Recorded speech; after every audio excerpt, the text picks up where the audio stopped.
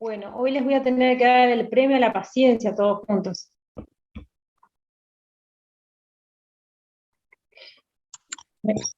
¿Me escuchan? Sí, profe. Sí, profe. Bueno, bien. Entonces, como decíamos recién, la idea es que el cardias se abra al momento que vamos a dejar pasar el contraste, en este caso, hacia el estómago. ¿Qué pasa cuando ese cardias quede abierto? Va a provocar que el contraste, en este caso está en la cámara gástrica, ascienda hacia el esófago. Fíjense cómo acá el cardias está abierto. ¿Cómo me doy cuenta que está abierto? Porque hay contraste, ¿sí?, que está ascendiendo hacia el esófago. De acuerdo a la altura que tenga esa columna de vario, es el grado que va a tener el reflujo. Generalmente el reflujo grado 5 es cuando llega a cavidad bucal y se hace hacia el exterior, que es lo que generalmente manifiesta el paciente que tiene vómitos, ¿sí? Paciente pediátrico estamos hablando.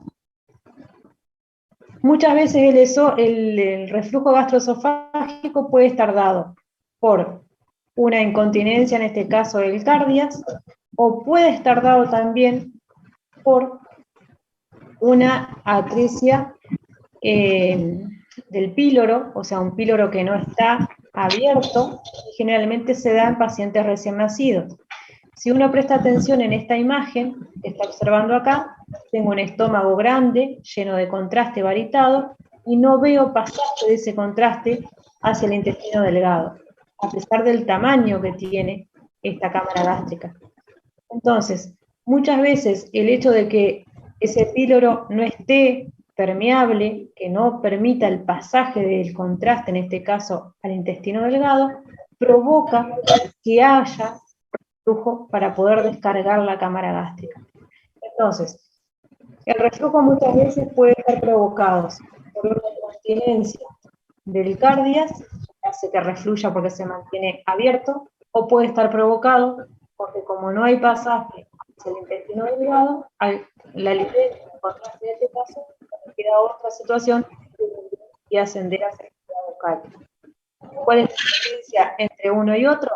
El reflujo gastroesofágico se puede tratar con estenosis del píloro, no se puede tratar, es quirúrgica, una vez confirmada pasa al quirófano el paciente. Chicos, ¿alguna duda hasta acá? No, profe. Profe, entonces la imagen, la que está a la derecha es estenosis del píloro. ¿Está? Sí. Exactamente. Es una estenosis del píloro porque fíjate que no tengo pasaje de contraste a todo lo que es el intestino delgado. Fíjate que acá, a pesar de que la imagen está cortada, veo esto que es intestino delgado. O sea, pasó el contraste. ¿Sí? Sí, gracias. Perfecto, Bianca. Bien. Bueno.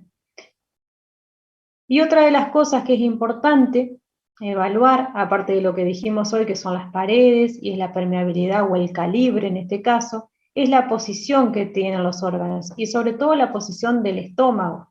Nosotros sabemos que el estómago tiene que estar por debajo del hemidiafragma izquierdo en este caso. ¿Cómo me doy cuenta que por encima tengo el hemidiafragma? Fíjense que tengo una imagen característica donde por encima tengo la imagen radiolúcida que corresponde al aire. Esto es pulmón, esto que veo acá también es pulmón, esto que veo acá es densidad que corresponde al corazón. Esto que veo acá es densidad grasa que corresponde al hígado del paciente. ¿Dónde está el techo gástrico? Por debajo del hemidiafragma. Esta es la posición habitual que debería tener la cámara gástrica. A veces el estómago adopta una posición horizontalizada, está más aplanado, a veces puede ser más longitudinal, dependiendo de la estructura corporal del paciente, pero siempre a pesar de la forma del estómago, la posición tiene que ser por debajo del hemidiafragma, en este caso izquierdo. Hay situaciones donde parte de ese techo gástrico migra a través del orificio del cardias que tiene el hemidiafragma hacia el sector superior, o sea, el sector del tórax. Normalmente cuando hay esta migración de esta parte del techo gástrico, el estómago adopta una forma ovalada, una forma de 8, porque una parte se va hacia la parte superior y se hace una escotadura ahí en la unión con la mitad inferior. Generalmente eso se conoce como hernia hiatal, una hernia que provoca que parte de un segmento, en este caso el estómago, migre hacia otro sector anatómico, en este caso el tórax.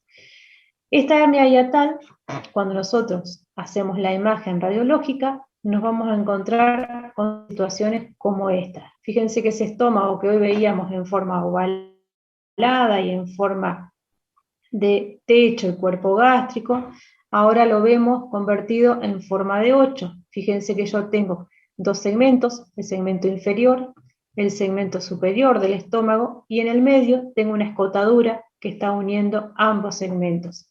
Tiene esa forma de 8 el estómago. Se escotó, ¿por qué? Porque esta parte superior está metida dentro del tórax del paciente. Acá tengo el hemidiafragma, ¿sí? Y por debajo tengo la parte del piso gástrico, ¿sí? Entonces adopta esa forma porque parte sube y asciende hacia el sector del tórax y la otra parte queda dentro del abdomen del paciente. Normalmente esta es la imagen característica que proporcionan las hernias hiatales, y está la que es por deslizamiento, y está esa otra hernia que es la paraesofágica, que es esa que no se desliza. ¿Qué diferencia tiene una y otra? Cuando es deslizamiento quiere decir que este ascenso se hace en determinados momentos y después vuelve a bajar y se ubica normal en su lugar correspondiente. Cuando es paraesofágica quiere decir que quedó ahí y no se movió de ese lugar. Muchas veces ustedes van a encontrar que en la consulta, sobre todo hoy que se hacen distintas actividades como el cross, un tipo de levantamiento de pesas, donde a veces no está bien controlado este tipo de actividad, que a veces el paciente les va a manifestar que cuando hace algún determinado esfuerzo, siente que el estómago o siente una compresión en el pecho, les va a decir, o siente que les cuesta respirar. Bueno, ante esa sospecha que uno pensaría que por ahí el paciente tiene algún determinado problema dentro de su sistema respiratorio, podemos pensar en que tal vez el problema está dentro de su sistema digestivo, de acuerdo a la clínica que estemos evaluando. A veces cuando el paciente levanta, por ejemplo, esta pesa, es cuando se produce esta hernia por deslizamiento. Es ahí donde asciende ese techo gástrico, y cuando vuelve a dejar el esfuerzo, vuelve a descender. Entonces, ¿qué es lo que hace que una hernia sea deslizante o no? Que tiene momentos donde produce esta migración hacia el sector que no es el habitual, y generalmente se da por esfuerzos extremos, a veces se da por alimentos que se comen en exceso, y lo que sí les va a manifestar el paciente en la clínica es que no lo tienen continuamente durante todo el transcurso del día, sino que en determinados momentos, que generalmente se asocian a esfuerzos extremos que hace el paciente.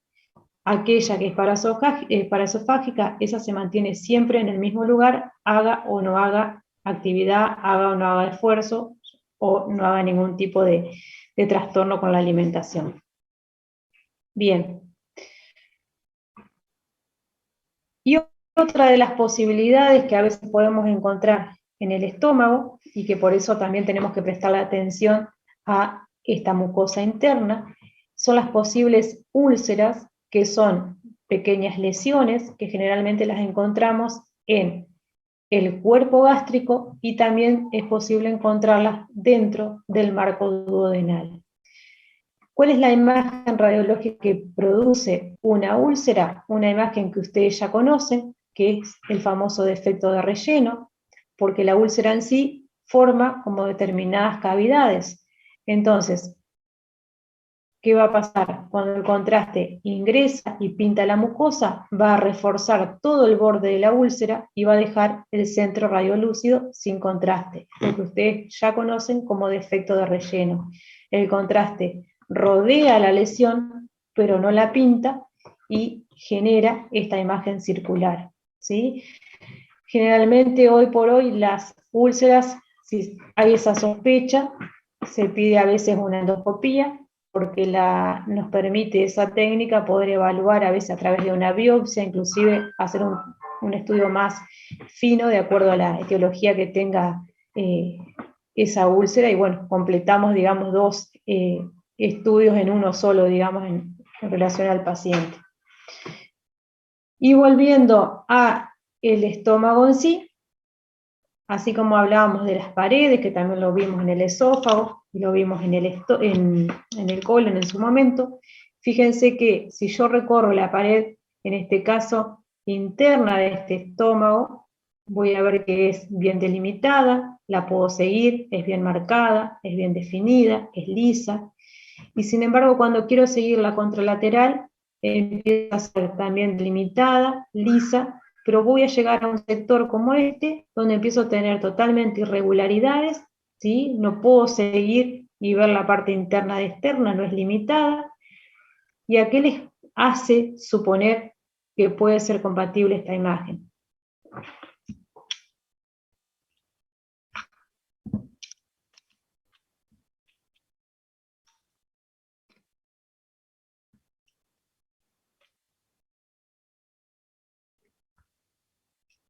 ¿Podría ser cáncer, profe? Exactamente.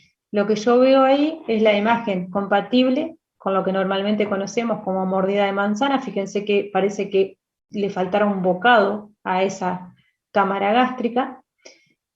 Hay reducción del calibre, a pesar de eso el contraste pasó, o sea que no está totalmente obstruido, hay reducción pero sin obstrucción, y lo que me llama la atención es una deformidad que hay dentro de toda esa pared que estoy observando. Si ustedes prestan atención, todo lo que yo veo por debajo acá es el intestino delgado, que está con contraste, o sea que el pasaje del contraste al intestino delgado sigue siendo permeable.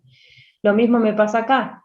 Fíjense que tengo una cámara en un techo gástrico con aire, tengo el cuerpo gástrico con contraste varitado, y cuando llego a la parte final de mi estómago, fíjense que tengo una pared totalmente irregular, y la contralateral también es totalmente irregular. Esto también es compatible con un CA de estómago, y a pesar de esas irregularidades, sigue siendo permeable, porque si observamos el intestino delgado que está por debajo, sigue con presencia de material de contraste. Si pasó, es porque es permeable. Si yo les preguntara en este paciente o en este, ¿cómo se obtuvo la imagen? ¿Con el paciente en posición de pie o acostado? ¿Qué me dirían? Acostado puede ser. ¿A dónde está el aire, Hipólito?